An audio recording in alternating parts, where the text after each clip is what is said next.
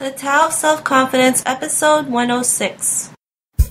Welcome to the Tao of Self-Confidence, where I share stories of courageous women finding their inner journey to self-confidence 5 days a week.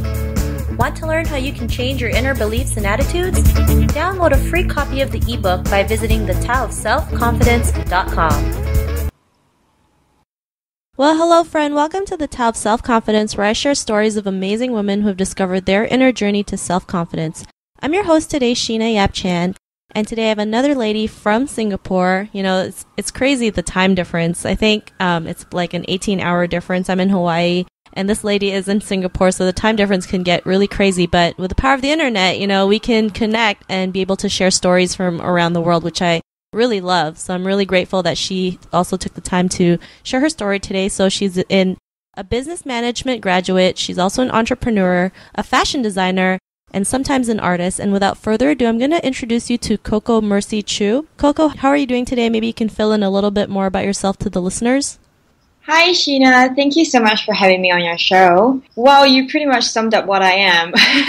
I'm actually a fresh graduate. Well, not that fresh, but I graduated from business school last year. And since graduation, I've been working on my own fashion label and just exploring, you know, this path of being an artist that I always wanted to be. So I started my fashion label here in Singapore by myself, and I actually just created the very first bohemian designer label here. So it's been a pretty exciting journey, and it's been a roller coaster ride this entire year. So I think I'm gonna have lots of stories to share with you.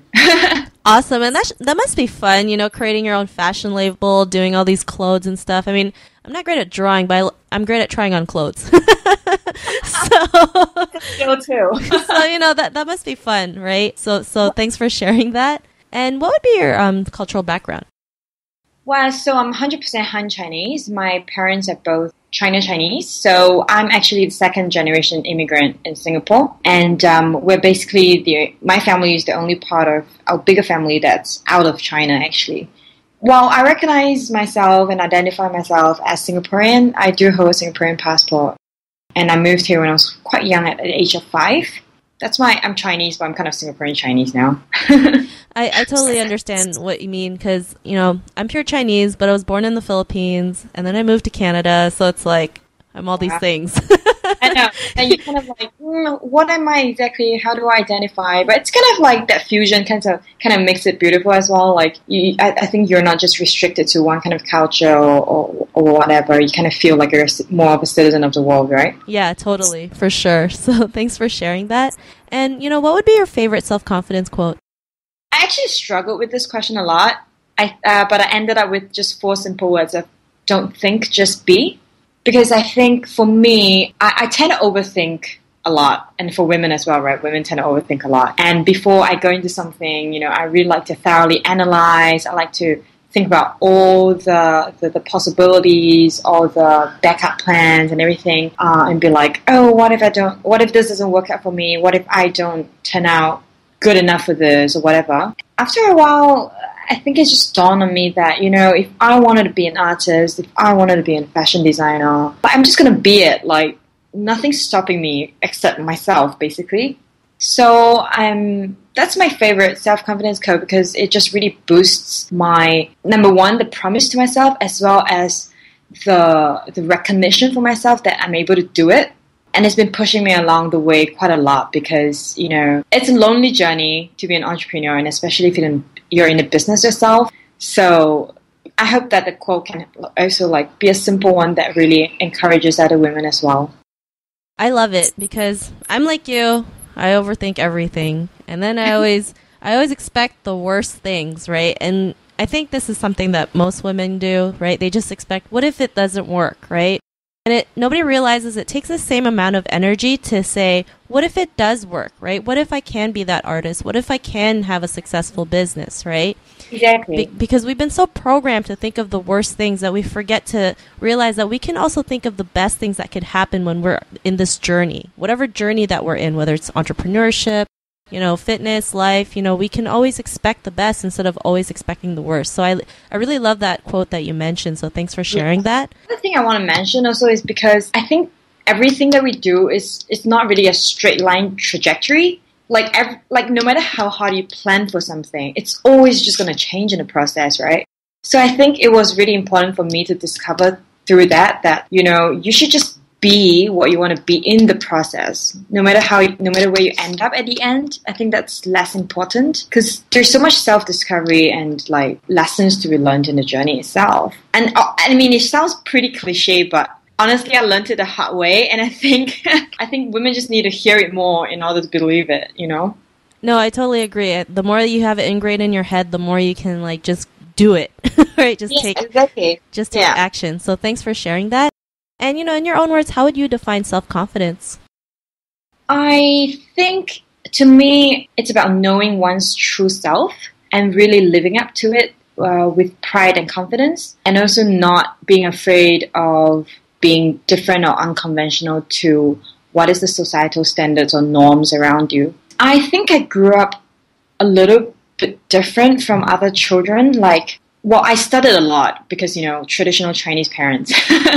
But at the same time, I also pursued a lot of my other interests and hobbies. Like, when I was a kid, I remember joining so many activities in like dancing, singing, debate, sports, outdoor stuff, drawing stuff. It was just like a whole range of things that I was interested in and doing. And I think that really helped me on my way growing up to discover what I truly like and what really works for me in making me feel fulfillment and meaning in doing all these things. So I think one thing is that, you know, while women should be confident enough or like motivated enough to find out who they truly are, and the other challenge is to really live up to it. Because I know people who really want to pursue things in life that may not be seen or conventionally viewed as popular choices or the right choices and things like that. But I think it's really important that you stick with what you truly are. Because if you try to be someone else or you try to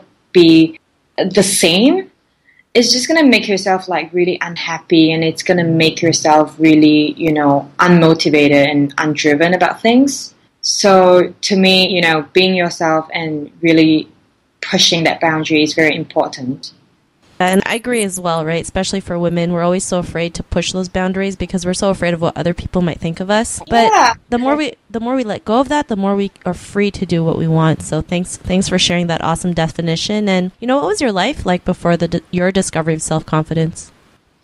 Wow, I was so self-conscious about everything I do and everything and how I looked and how I acted around people. I mean, I was a very bubbly and like cheery girl when I was a teenager. But, you know, some people viewed that as being very loud and attention-seeking. And, you know, I was easily always defeated by people's judgment on that. And hence, I had to, like, always tone my character down or, like, you know, not express myself that much in case people judged me or said something about me or, like, talked about me behind my back. And I was so easily hurt from criticism from other people. I always self-doubted, like, am I acting the right way? Am I doing the right thing? I think I was just not... I could have been happier, you know, like if I didn't care so much about what other people thought about me. And I don't know, I just felt very unsure about myself because I wasn't really sure what was expected of me and what I should really be.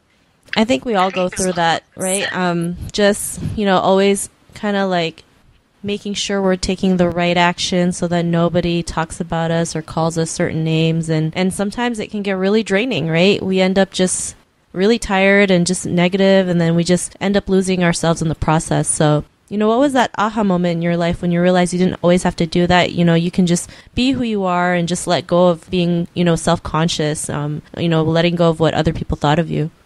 Well, I think, throughout my like growing up years, I mean, until I was like maybe 21, I was in contact with a lot of people because, you know, I did leadership positions in school. I was in like popular activities and stuff like that. And I realized that no matter how hard I tried to be nice to people, you just can't get everybody like you. And especially for a woman who actually has some kind of character, it's even more difficult, right? I mean, I think people find it easier to like people who are more like just very easygoing. Like they don't have much extremities or like unconventional qualities about them. So I kind of like I came to a point whereby I was like, what's going on? Like, what's wrong? And I realized that, like, I just can't please everybody at one time, and that the problem wasn't really about me, but it was about just my perspective, to be able to understand that, you know, you're never going to please anybody anyway. So I should just stop trying to fit into everybody's expectations and what I think I should be, and just like be myself, because then I attract all the right people and I surround myself with all the right people, and it kind of just takes off from there. Thanks for sharing that. And yeah, you know, sometimes when you just let go of those notions and knowing that, you know, you cannot please everybody, it's just impossible, right? It doesn't exist, right? We can just say it doesn't exist. You just can't please everybody. And when you can figure that out and you're aware of that, you can finally let go of that notion and just be who you are. And I'm glad you're able to, you know, realize that, because there's so many women out there who still feel like they have to please everyone and do everything for everyone. And there's nothing wrong with that. But if you're always just constantly doing that and forgetting to, you know, love yourself in the process, then, you know, that's when people have these self-confidence issues. So, you know, what's your life like after that realization? Well, after realizing that I shouldn't be pleasing everyone, I think I became kinder to myself. I was just not that hard on myself whenever someone had a negative comment about me, or like someone didn't like certain things I did, or whatever. I kind of felt so much more at peace with myself and with other people. I felt liberated from judgment, and I transferred the energy into, you know, growing my sense of self, into growing my talents, into growing the pool of friends and family around me that really mattered, and, you know, growing into my characteristics that kind of made me different. I think that was so important for me, because I realized that's what I've always wanted to do, and that's what I should be doing. Awesome. Well, I'm glad you're able to, you know, live that life where you can be more creative, be you, and be more free. So thanks for sharing that. And, you know, Coco, to the woman who's listening to your episode, she might be going through the same things in her own life, and she's probably on her own journey to self-confidence. What would be that one tip you would give to her? I think women really need to know that the one single person that should make the most difference to themselves and should be the most important person in their list of priorities is themselves. Because whatever happens to you outside of ourselves is beyond our control. But we can make any circumstance or any situation different, and we can turn things around with what we have inside ourselves. So we should really be investing time and energy into self-discovery, into knowing yourselves, into growing your talents. And don't be daunted by your differences or weaknesses, because everyone has them. And we need to really step up and say that, you know, women are all unique creatures. We all have our different strengths and characteristics, and we should be celebrated for every single one of them. And I think once you change that perspective, and once you really make that perspective the motto or the center of everything you do, everything else will follow. You will realize like your life just brightens up and your perspective changes, and trust me, everything will become better. Honestly.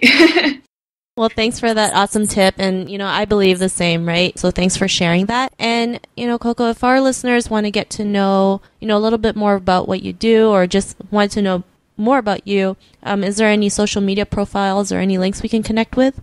Yeah, you can definitely check out my label, which is called KALAIA Label. It's spelled as KALAIA. Label is LABEL. You can find my website at kalaialabel.com. You can follow us on Instagram at kalaia.label.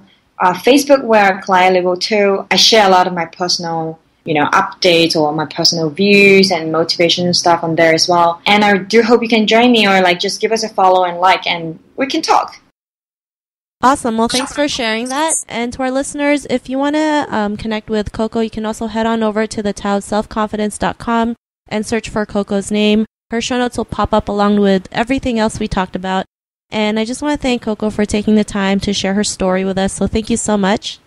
Thank you, Sheena, and thank you to all the listeners. Not a problem. And be on the lookout for another new episode of another amazing woman's journey to self-confidence. And we'll talk to you soon. Bye for now. Thank you for joining us on another episode of The Tao of Self-Confidence. Visit thetaoofselfconfidence.com for links to everything we chatted about today, as well as killer resources, gifts, and so much more. Subscribe to The Tao of Self-Confidence on iTunes or Stitcher to hear more stories of amazing women finding their inner journey to self-confidence.